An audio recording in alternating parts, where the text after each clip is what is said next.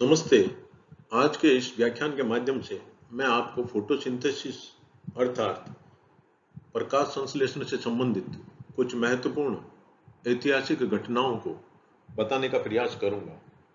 प्रकाश संश्लेषण क्या है?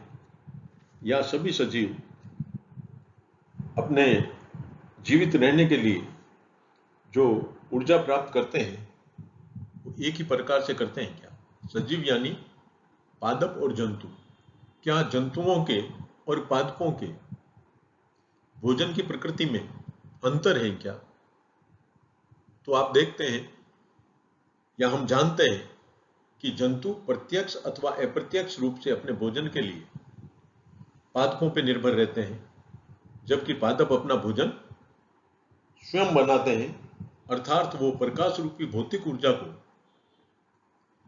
रासायनिक ऊर्जा में रूपांतरित करने में सक्षम है। ये किस प्रकार सक्षम है? पादपों में ऐसी क्या विशेषता है कि वो प्रकाश रूपी भौतिक ऊर्जा का रासायनिक ऊर्जा में रूपांतरण कर सकते हैं? तो आपने देखा होगा कि अधिकांश पादप हरे रंग के होते हैं और पादपों का ये हरा रंग है वो इनमें पाए जाने वाले एक विशिष्ट प्रकार के वर्णक के द्वारा होता है और वो वर्णक क्लोरोफिल कहलाता है। अर्थात क्लोरोफिल की उपस्थिति में मृदा द्वारा अवशोषित जल तथा वायुमंडल में उपस्थित कार्बन डाइऑक्साइड व सूर्य से प्राप्त प्रकाश को कार्बोहाइड्रेट रूपी रासायनिक ऊर्जा में रूपांतरित करने में पौधे सक्षम होते हैं। इन्हीं के आधार पर प्रकाश संश्लेषण को इस प्रकार से परिभाषित किया जा सकता है। It is conversion of atmospheric carbon dioxide and water absorbed from the soil into chemical energy in the form of carbohydrates by green plants in the presence of sunlight। अर्थात हरे पौधों द्वारा सूर्य के प्रकाश की उपस्थिति में वायुमंडल से प्राप्त कार्बन डाइऑक्साइड तथा मृदा द्वारा अवशोषित जल को कार्बोहाइड्रेट रूपी रासायनिक ऊर्जा में परिवर्तित करना ही प्रकाश संश्लेषण कहलाता है। प्रकाश संश्लेषण को अगर रासायनिक अभिक्रिया में प्रकट किया जाए तो इस प्रकार होगा 6CO2 प्लस 12H2O।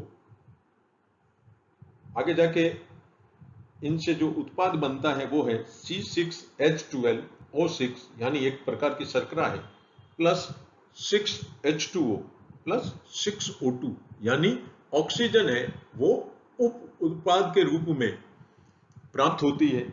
और ये सारी की सारी जो अभिक्रिया है वो प्रकाश तथा क्लोरोफिल की उपस्थिति में संपन्न होती है। तो इस अभिक्रिया को स्पष्ट रूप से प्रकट करने से पूर्व कई तरह की ऐसी घटनाएं फोटोसिंथेसिस के क्षेत्र में घटी जिनके आधार पर फोटोसिंथेसिस की ये परिभाषा दिया जाना संभव हुआ। तो वो घटनाएं क्या थी? तो अपन बात करते हैं तो सबसे पहले जो एक ह्यूमस थ्योरी जिसका प्रतिपादन अरस्तु तथा थियोफ्रस्टस के द्वारा किया गया, और इसके आधार पर इन्होंने ये बताया कि पादप हैं वो आवश्यक तत्व मृदा से प्राप्त करते हैं। लेकिन यह सिद्धांत अधिक दिनों तक चला नहीं। कुछ समय पश्चात यानी 1577 से 1644 के मध्य वॉन हेलमोंट एक पादरी थे, इन्होंने एक प्रयोग किया। इन्होंने 5 पौंड की वजन वाला विल्लो, एक पौधा होता है, कोई एक बड़े गमले में लगाया। उस गमले में 200 पौंड शुष्क मृदा भरी गई और केवल पौधे के तने यानी प्रोह के लिए एक छिद्र किया गया और पूरे गमले को पॉलीथीन के द्वारा ढक दिया गया। और इस प्रकार के इस पौधे को केवल वर्षा का जल यानी आशुत जल, डिस्टिल्ड वाटर होता है, वो ही दिया गया और 5 वर्ष तक उसे यह डिस्टिल्ड वाटर दिया गया। 5 वर्ष के पश्चात उन्होंने पाया कि पौधे का वजन है वो 169 पौंड हो गया है, उससे भी कुछ ज्यादा था। गमले की मिट्टी में जो कमी हुई वो मात्र 2 औंस की हुई। तो इस प्रयोग से यह निष्कर्ष निकलता है कि पौधे को भोजन केवल जल से ही प्राप्त होता है, न कि मृदा से।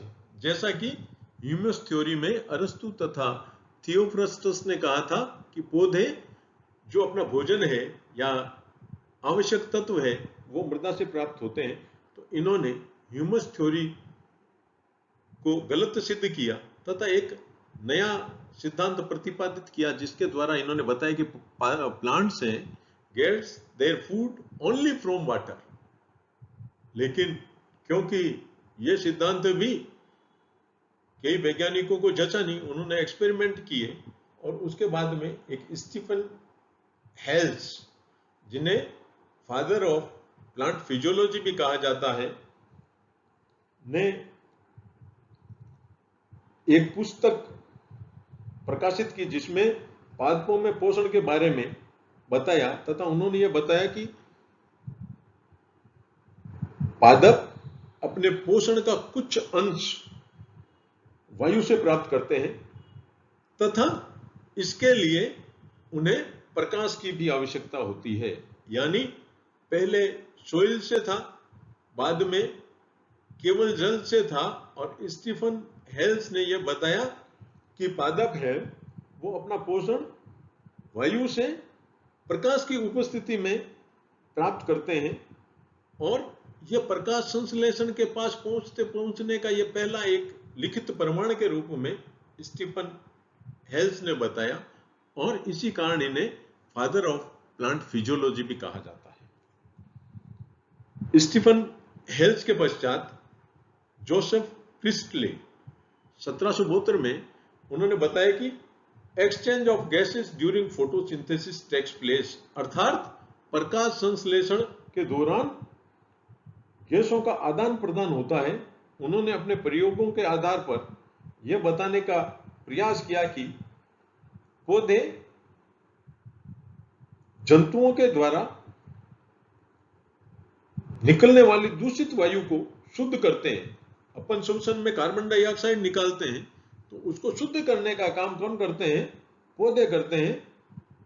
इन्होंने एक बेल जार में मोमबत्ती वाला प्रयोग करके पुदीने के पौधे के साथ इन्होंने ये अपना कथन था उसको सिद्ध करने का प्रयास किया। इनके पश्चात में जो मुख्य घटना है जॉन इंजनहाउस, इन्होंने फर्स्ट टाइम यह प्रदर्शित किया कि green part of plants plays an important role in purify the air in presence of life। मतलब पौधों का जो हरा भाग है, हरा भाग कौन सा? पत्तियां और पिटियोल, और कोई कोई पौधों में अपन देखते हैं कि तना भी हरा होता है। तो ये हरा भाग है वो पादप में जो प्यूरिफाई करते हैं वायु को, उसके लिए महत्वपूर्ण है। इनके पश्चात जॉन शिनेबियर ने 1782 में यह बताया कि air purifying capacity of plants depends on the presence of carbon dioxide, अर्थात कि पादपों की वायु को शुद्ध करने की क्षमता है वो पादपों के चारों तरफ उपस्थित कार्बन डाइऑक्साइड पर निर्भर करती है। और पादपों में पाए जाने वाले हरे रंग के वर्ण को क्लोरोफिल का नाम देने का श्रेय है वो पेलेटियर एंड केवेंटन को जाता है। उन्होंने 1818 में इस हरे रंग के वर्णक को क्लोरोफिल नाम दिया। इसके बाद में जो महत्वपूर्ण इवेंट है वो जूलियस रॉबर मेयर ने 1845 में यह बताया कि हरे पादप प्रकाश ऊर्जा को रासायनिक ऊर्जा में बदल देते हैं और उन्होंने इस प्रक्रिया को जो नीचे समीकरण दी हुई है रासायनिक समीकरण उसके आधार पर समझाए, यानी कार्बन डाइऑक्साइड प्लस जल प्लस प्रकाश ऊर्जा और इसका प्रोडक्ट है वो ऑर्गेनिक सब्सटेंसेस प्लस ऑक्सीजन, ये उप उत्पाद के रूप में रहती है। लेकिन ये कब होती है? ग्रीन प्लांट्स में होती है, यानी क्लोरोफिल की उपस्थिति में होती है। तथा लिबिग ने यह सिद्ध किया कि जो ऑर्गेनिक सब्सटेंसेस है वो कार्बन डाइऑक्साइड तथा जल के द्वारा निर्मित होते हैं। इसके पश्चात जो महत्वपूर्ण इवेंट आता है वो एफ ब्लैकमेल ने 1905 में बताया कि प्रकाश संश्लेषण में केवल प्रकाश रासायनिक अभिक्रिया ही नहीं होती, इसमें जैव रासायनिक अभिक्रिया भी होती है। और प्रकाश रासायनिक अभिक्रिया है वो प्रकाश की उपस्थिति में होती है, जबकि जैव रासायनिक अभिक्रिया है वो प्रकाश की अनुपस्थिति में होती है। अर्थात प्रकाश संश्लेषण में दो स्टेप पाए जाते हैं, एक प्रकाशिक अभिक्रिया और दूसरी अप्रकाशिक अभिक्रिया। ये एक प्रकाशिक और प्रकाशिक अभिक्रिया है, इसी के कारण इसे टू स्टेप प्रोसेस कहा जाता है। और इनके पश्चात रॉबर्ट हिल, इन्होंने 1937 में प्रकाश संश्लेषण में होने वाली प्रकाशिक व अप्रकाशिक प्रक्रिया में होने वाली अभिक्रियाओं की क्रियाविधि को समझाया तथा विस्तृत अध्ययन कर सबसे पहले यह बताया कि प्रकाश संश्लेषण की क्रिया में ऑक्सीजन जल द्वारा मुक्त होती है। उन्होंने अपने प्रयोग आइसोलेटेड प्रोटोप्लास्ट, लाइट, जल एवं उचित हाइड्रोजन ग्राही की उपस्थिति में तथा कार्बन डाइऑक्साइड की अनुपस्थिति में किए तथा यह बताया कि O2 का जो निष्कासन है वो जल के द्वारा होती है। ये दो यहां पे बताने का प्रयास किया है, एक तो लाइट एंड डार्क रिएक्शन तथा दूसरा oxygen evolve from water. Robert हिल ने एक्सटेंसिव एक्सपेरिमेंटेशन के द्वारा यह बताने का प्रयास किया। इनके बाद में जो महत्वपूर्ण इवेंट है वो एस रूबेन तथा एम कॉमेन का है। इन्होंने 1941 में रेडियो चिन्हित यानी रेडियो लेबल्ड ऑक्सीजन का उपयोग कर प्रकाश संश्लेषण में ऑक्सीजन की उपस्थिति, ऑक्सीजन की मुक्ति जल के द्वारा ही होना बताया। यानी इन्होंने रेडियो लेबल्ड ऑक्सीजन का प्रयोग कर यह बताया कि ऑक्सीजन जो प्रकाश संश्लेषण में मुक्त होती है वो जल के अणुओं से ही होती है और कहीं से एटमॉस्फेयर से या और कहीं से प्राप्त नहीं होती। इसके बाद में प्रकाश संश्लेषण के क्षेत्र में और महत्वपूर्ण इवेंट्स घटने लगे और कई तरह के जो वैज्ञानिक हैं प्रयोग करने लगे और उन प्रयोगों के आधार पर जो मेल्विन केल्विन तथा इनके साथियों ने 1954 में प्रकाश संश्लेषण की क्रिया में कार्बन डाइऑक्साइड द्वारा कार्बोहाइड्रेट बनने की संपूर्ण प्रक्रिया को क्रमबद्ध रासायनिक अभिक्रियाओं के रूप में समझाया तथा इनके नाम के आधार पर इस चक्र को केल्विन बेंसन चक्र और C3 साइकिल भी कहा जाता है। सवाल पूछ सकते हैं कि C3 साइकिल का प्रतिपादन किसने किया था? तो केल्विन और कोवर्कर यानी केल्विन और बेंसन ने किया था और इसके कारण इसे केल्विन बेंसन साइकिल और C3 साइकिल भी कहते हैं। और इनको इस कार्य के लिए 1961 में नोबेल प्राइज से सम्मानित किया गया। D.I. आर्नोन का भी प्रकाश संश्लेषण में योगदान है और इन्होंने फोटोफॉस्फोराइलेशन की खोज की तथा हेच एंड स्लेक ने C4 साइकिल का अध्ययन कुछ ट्रॉपिकल प्लांट्स में किया और आते आते जब बात करेंगे 1961 में पीटर मिटचेल नाम के वैज्ञानिक के द्वारा फॉस्फोराइलेशन के क्षेत्र में एक सिद्धांत का प्रतिपादन किया गया जिसे केमी ऑस्मोटिक थ्योरी कहा जाता है। और इस सिद्धांत के प्रतिपादन के आधार पर पीटर मिटचेल को भी 1978 में विज्ञान के क्षेत्र में सबसे बड़े पुरस्कार यानी नोबेल प्राइज से सम्मानित किया गया। तो आज के इस व्याख्यान के माध्यम से मैंने आपको प्रकाश संश्लेषण से संबंधित कुछ महत्वपूर्ण ऐतिहासिक घटनाओं को समझाने का प्रयास किया है।